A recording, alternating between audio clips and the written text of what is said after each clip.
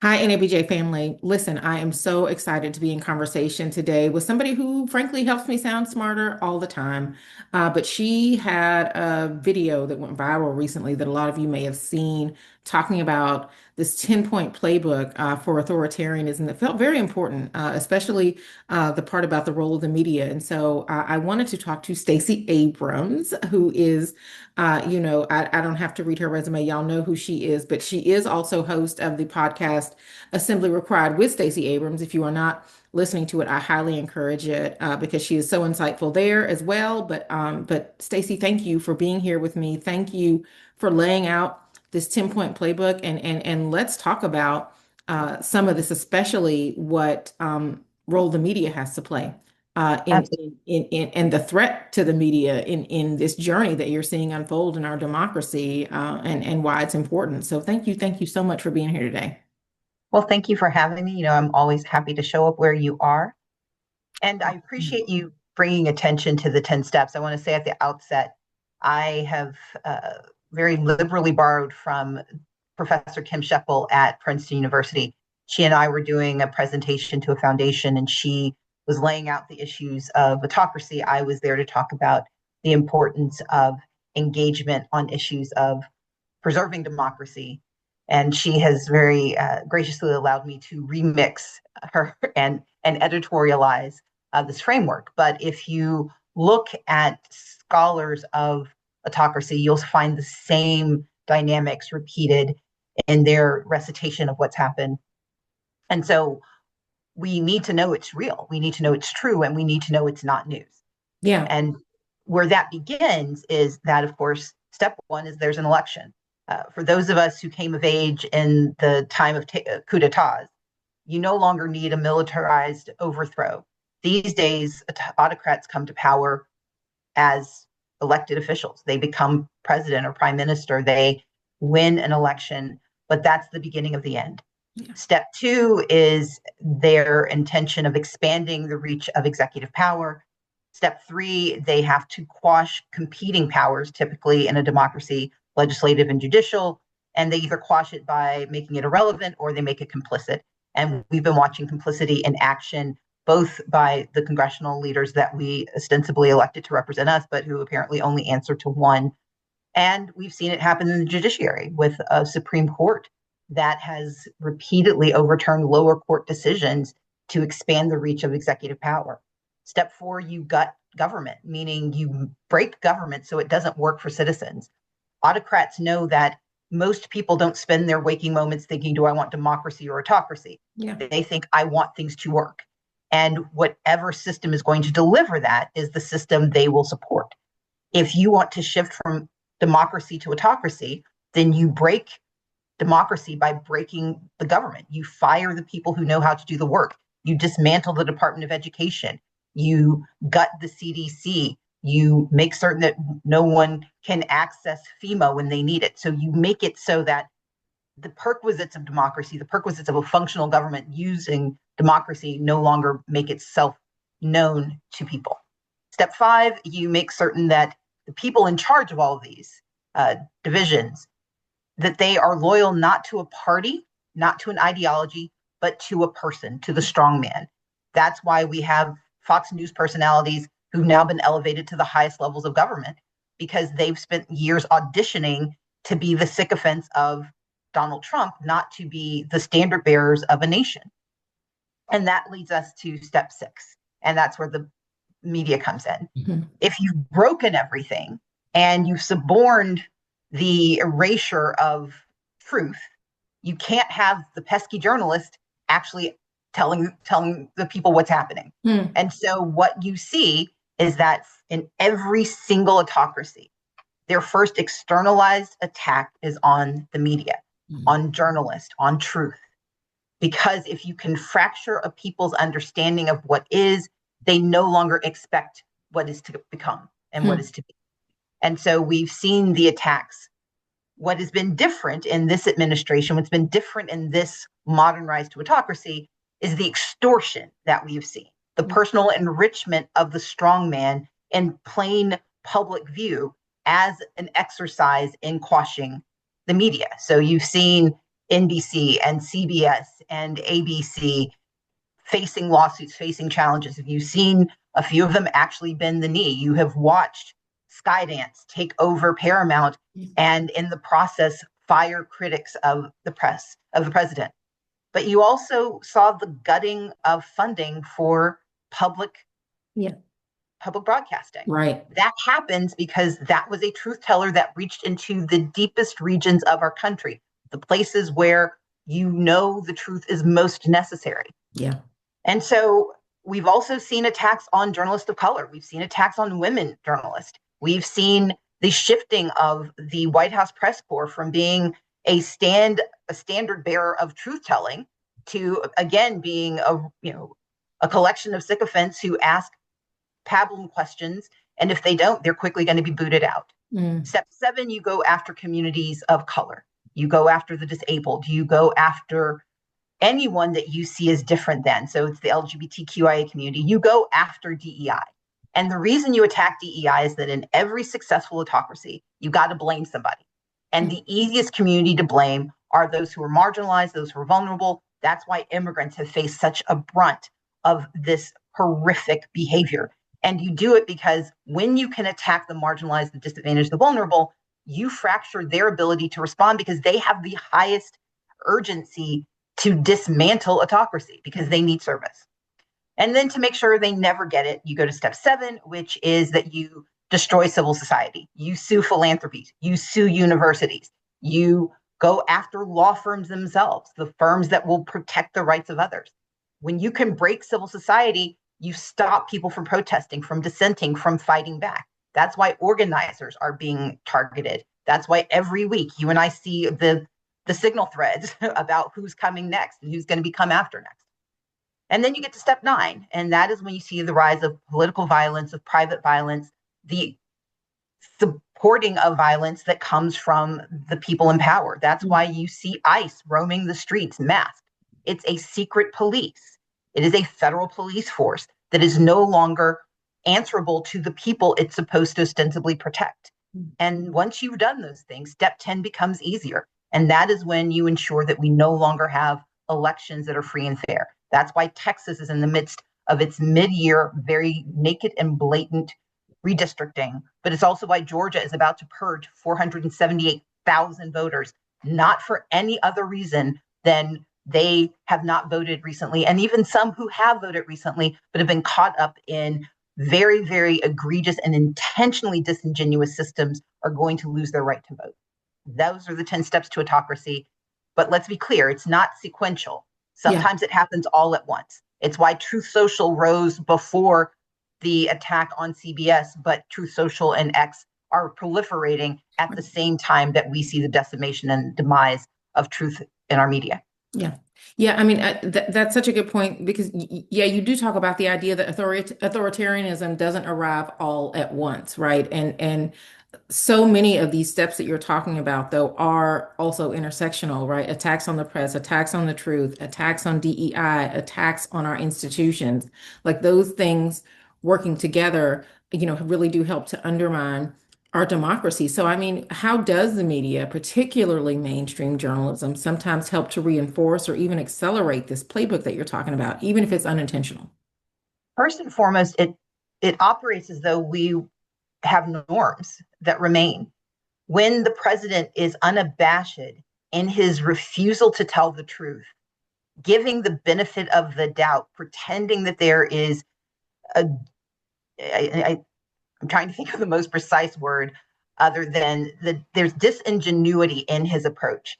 And the press too often tries to give him not only the benefit of the doubt, but overly performs in trying to justify behavior that we know on its face is problematic. We know on its face is illegal. We know on its face is wrong. But in the urge to prove some even-handedness, what we see instead is a validation of the behavior. People learn not just from what you say, but from what you do. And when the press treats the behavior of this administration and of his allies and of a Republican Party, and let's be clear, in a partisan system, anyone who holds that fealty is now accountable, irrespective of the partisanship of who's saying it. When the Republican Party says it is okay to kidnap people off of the streets and deport them to foreign nations, when we will gut Social Security because we are going to not pay attention to the funding mechanisms, when we will pass a tax bill that will tax the poorest Americans in order to finance the wealthiest Americans, and the press reports it just as another day in the news, it is complicit. And those who do speak up, they are the ones who risk losing access. And the challenge is, and I think it's a legitimate challenge, the challenge is, do you say what you see and lose the ability to be able to say anything else? And so often the logic is, well, we're going to try to be a little even-handed so that we can keep getting access. But the problem is there is a moment where access becomes not just complicity, it becomes support of the bad actions. And so I would argue that the mainstream press has an affirmative obligation not to be even-handed, but to be truth tellers. And even telling truths that are uncomfortable and are dangerous are the truths we need to hear.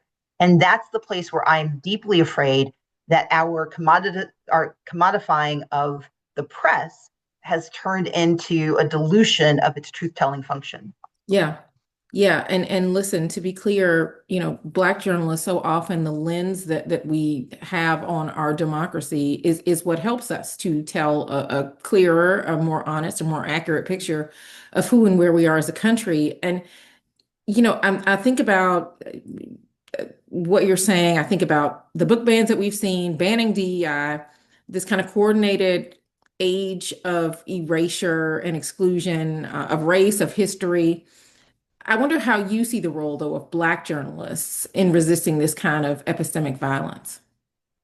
I think they're the front lines. I think you all are the front lines. And I think bringing your allies from other communities of challenge with you, making certain Hispanic journalists and AAPI journalists, that women journalists, it's what you do with the 19th. It is recognizing not just the intersectionality of the attacks, but the intersectionality of the resistance. And it's not resisting in a partisan way. It's resisting the erosion of the systems that justify your existence.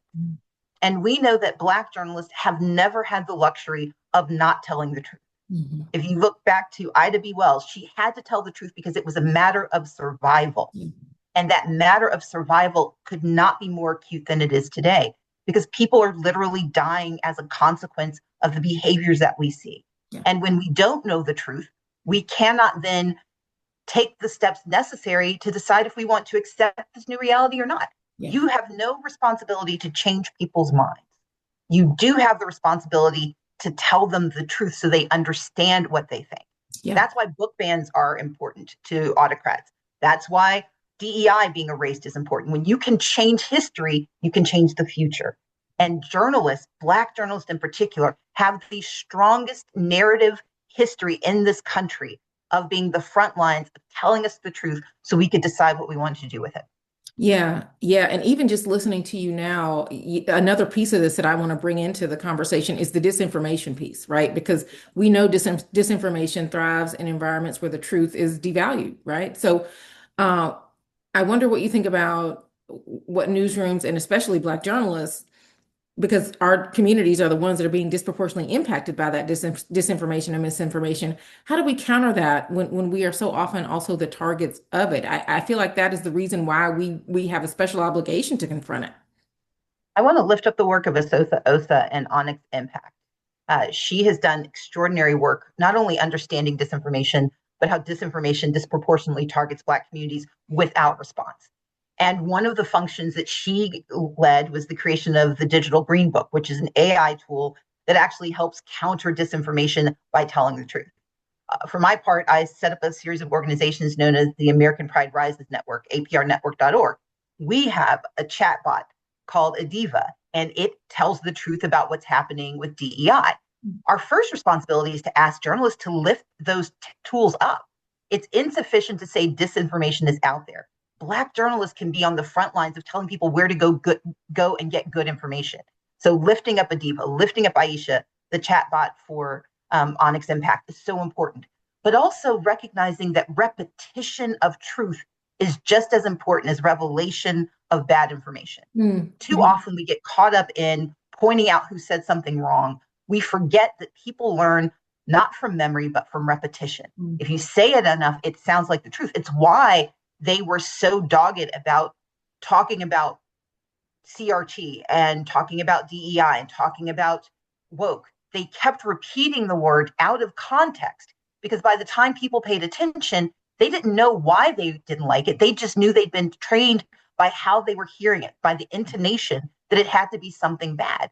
We can reverse engineer that. Mm. That's social behavior. So if we reverse engineer it, it's telling the truth. It's not being afraid to use DEI in a story. It's not being afraid to call things out, but to always contextualize it, but do it on repeat. Don't think that we've gotten tired of hearing the same story. Presume that the story is creating the narrative that creates the future. That's the role that journalists can play. Yeah, and that's so important because this it is about telling the truth, right? It's not about, rejecting the myth of objectivity or not sounding biased. Like it is to tell the truth and to tell the Well, truth over and over in public. That well, that feels really important.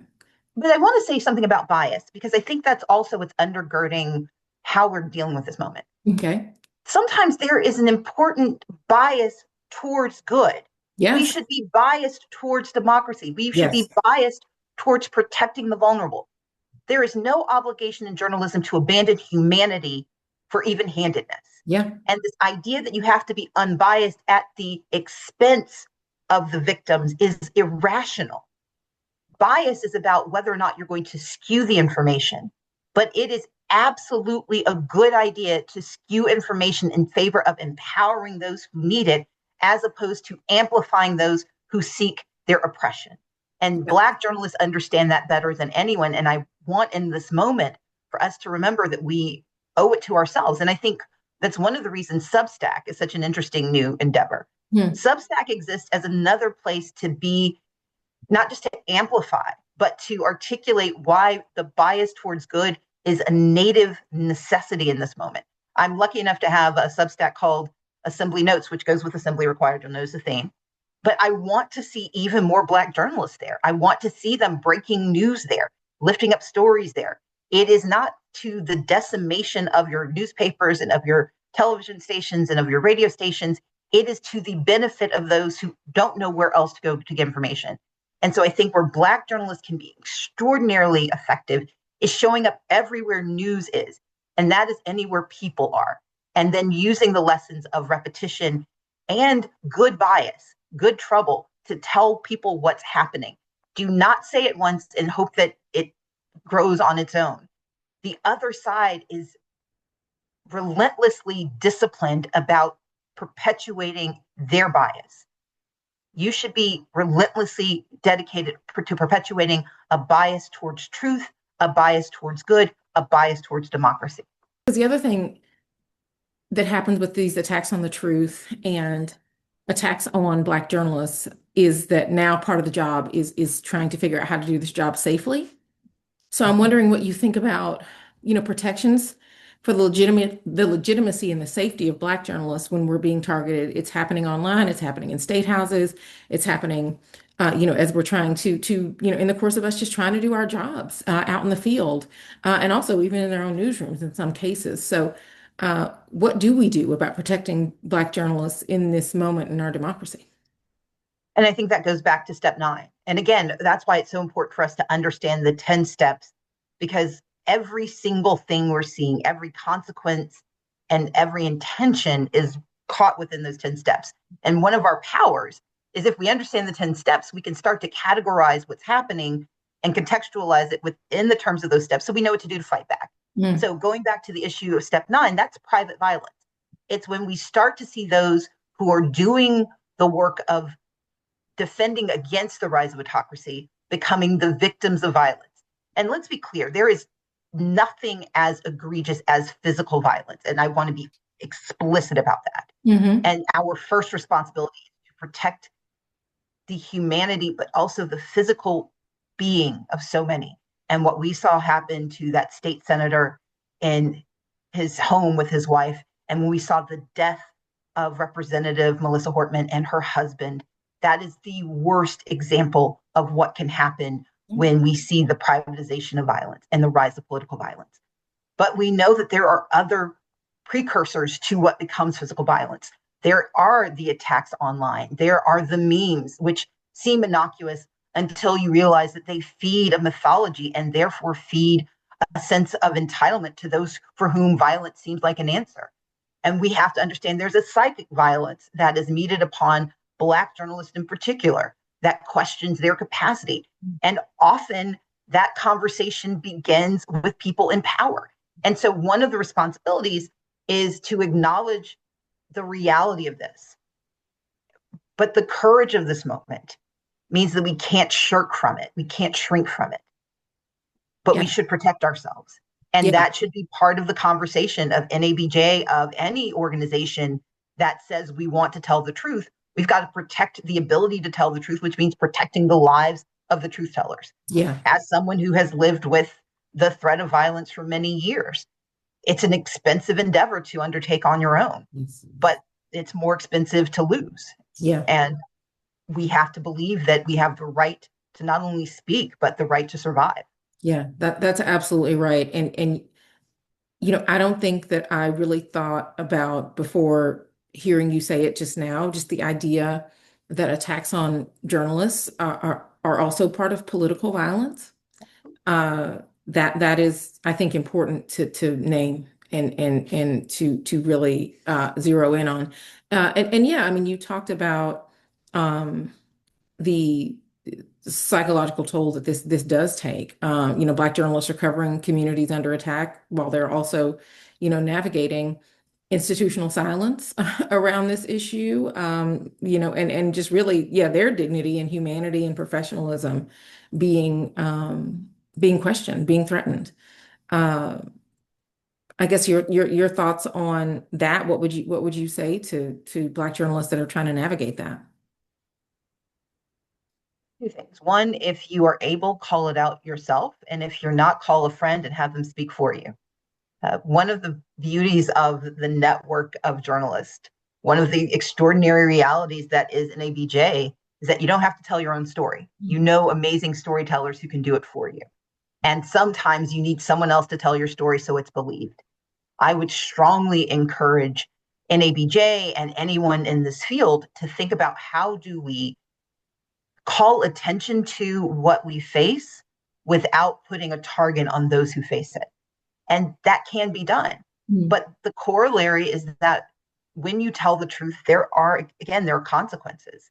And we have to decide where our level of, it's not courage. And I don't want to diminish anyone for whom this is not operational, but we've got to decide what we can afford to lose. Yeah. And that's a conversation we have to have out loud. It's a conversation we have to have in community. But what we cannot do is assume silence protects us. That is the most naive response. This idea that if I don't say it, it won't happen. No, it may just happen later. But those who would visit this upon communities, those who despise what you stand for, aren't simply going to allow you to continue to exist because they don't hear you as much. It's what you represent, not what you said. Yeah.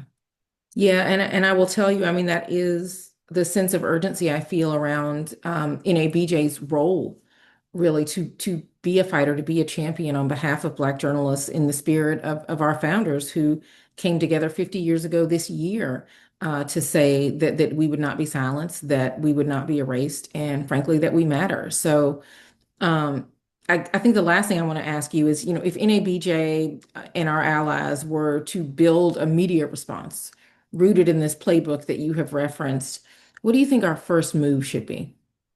First move should be a series of pieces on how DEI is democracy. The reason you have seen the greatest proliferation of executive orders under this administration target one topic is because it is the most dangerous topic to autocracy.